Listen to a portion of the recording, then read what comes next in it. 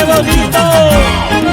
Jamás he rogado, jamás he sufrido, como he llorado por tu cariñito. Como yo quisiera volver atrás para así decirte cuánto te amé. Por eso te digo, espérame, para estar de nuevo juntos tú y yo. Como yo quisiera volver atrás para así decirte cuánto te amé. Por eso te digo, espérame, para estar de nuevo juntos tú y yo. ¿Qué tal, amigos? ¿Cómo están? Les saluda tu comadrita Melanie y quiero hacerles una invitación muy especial para este 17 de enero.